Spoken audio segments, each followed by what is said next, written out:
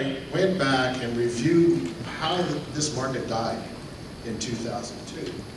And one of the reasons was range anxiety. It's called range anxiety, which is, basically you're driving around with a car that has the equivalent of about a 2.5 gallon gas tank and no gas stations. And we decided to solve that problem. We want to make it so that if you were considering buying an electric vehicle, you would never hesitate because of worrying about charging your vehicle. And that's our mission. And that was our mission from day one. We're very focused on the person in the showroom that's going to buy a vehicle. We wanted to make sure there was a charging station always wherever he needed one. The next key thing there was, what is the driver to make it so it doesn't fail? And we thought in 2002 this failed because it was artificially created by the government, by CARB. They changed their mind, the thing failed. So we decided this had to work it through capitalism. And basically what that means is that the driver would have to pay for the value they got. They'd have to pay for electricity, they'd have to pay for the maintenance, they'd have to pay for the capital, they'd have to pay for the real estate. And that's the only way to make a sustainable, scalable business. And so that's the premise of the company as the method of getting our mission done, which was the proliferation of an adequate charging infrastructure. To do that, we had to have a billing system. To do the billing system, we had to have networking. And so we built our company with networking experts, technology executives from 3Com and Cisco and Lucent and Echelon, Stratacom, and pulled them together to build a networking IT company that is a business system company. We're known for our charging stations. We're proud of them. We've got one in the Smithsonian. We've got one now in front of the grandstand, maybe two. And we love that. But most of my engineers are business software. And that's because we are creating an industry. We're not creating a problem. And the essence of our company is to build a business that will drive the adequate infrastructure so you all feel comfortable buying electric vehicles. We'll talk more later about the details of that, but the basics, there's a billing system, there's integration with all the utilities for smart grid, there's fleet management, there's iPhone apps so you can find stations when you need to find one. So we put all that into a software network.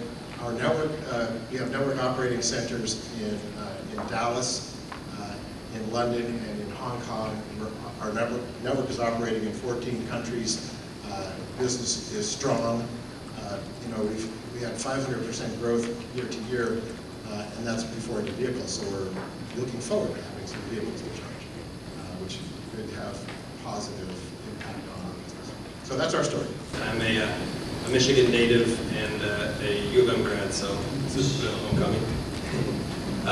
Coda is a privately held Santa Monica, California-based company that designs, manufactures, and builds electric vehicles. And importantly, we're focused on the battery systems that support those electric vehicles. And they're purpose-built for auto-grade battery systems and also for utility applications. And ultimately, we exist to accelerate the adoption of the electric car. Everyone at Coda really believes we have a mission that's greater than the success of the company.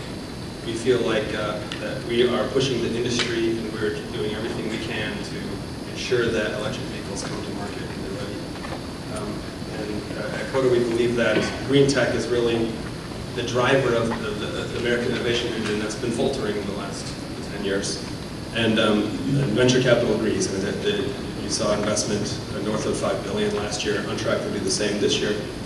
And that investment is ultimately smart money that's solving what used to be an environmentalist problem and is now a technology problem because we view the energy and environmental issues as inevitable. Just for example, we believe that America cannot survive as a net importer of oil forever. For every internal combustion engine car you buy, about $10,000 over the life of that car is exported in exchange for oil. And that works out to something like $500 million a day of capital leaving the country to be burned. Transportation is about 35% of the U.S.'s full carbon emissions, and that works out to something like 34 tons of carbon per car. And yesterday, I guess it's the day before yesterday now, 32 people were killed in Beijing because of smog, which is incredible, right? And that living on the West Coast, we see that the effect literally every day, particulate in the air from, emissions in China. We believe that electrified transportation is the long-term solution, and we believe that it will be viable financially and economically. And one thing, whether you agree with that or not, is that EVs are coming and they're real. If you go downstairs, you can see them. And we envision a future where those EVs are affordable and are powered by local renewable energy. And the battery systems are important for the car and also for that renewable energy. And we basically, something like 4 years ago now, accepted the challenge to try and bring out one of the first mainstream all-electric vehicles to force the market to happen. And the way that we've done that as a startup is we've had to be innovative in every way, every part of the business. GM-ATV, I basically had my own car company inside GM. I had 600 people that worked for me, most of them technical, 3 different states. We were able to do whole cars, and we had our own assembly plant, as well as some related component operations. So we had our own company within GM, and it was run independent from GM. And then, as I left here in the last couple of years and got involved in some real startups, I'm going to share with you in real simple terms what I think it takes to be successful in this space with a startup company. I think there's two primary challenges. The first is technical. Can you make it work? That may sound simple, but I'm going to tell you what. A lot of the stuff that is being proposed and out there is what I put in the class of PowerPoint engineering. Okay? You can make anything work in 2 dimensions in a PowerPoint presentation. The trick is to make it work in 3. Make it work in the real world. It's not a science fair project. When you go to production with hardware that's going to be in real customers' hands, it's got to meet their expectations every day. It's got to meet their expectations for performance, quality, reliability, and durability.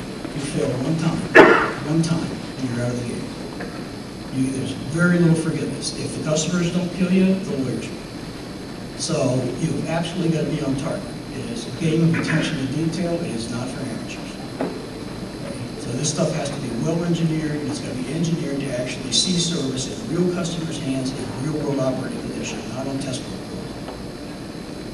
The second is the business challenge. If you can make this stuff work, the next question is, can you make any money doing it? And that's equally important. And making money, in my mind, is all about creating value, okay? And there's 2 constituencies you better create value for, or you're not going to be in business very long. The first is the customers, okay? And, the simple function of customer value is price utility. And they've got alternatives. They can put their dollars somewhere else and buy some other product and not yours. So you better represent superior value versus your competitors. And the second group you better create value for is your investors. And their function is risk return. They got other places they can put their money. And if you're high up on the risk curve, you better have the opportunity for a return that's commensurate with that level of risk, or they're not going to give you their money. And it's just that simple. So, while these are, key challenges, they're both relative. They're always versus next best alternative. Okay, so you really got to stay focused on your customers and your investors if you want to be successful. But there's one other, what I consider absolutely fundamental ingredient in the equation that you better deal with. And that is, you better operate your organization in a way that you ensure the commitment and passion of every single member of your team at all levels of the organization, or you will not make it. And again, commitment and passion, you're going to hear this from me a lot. You probably hear these terms in a more technical context. It's all about power and energy.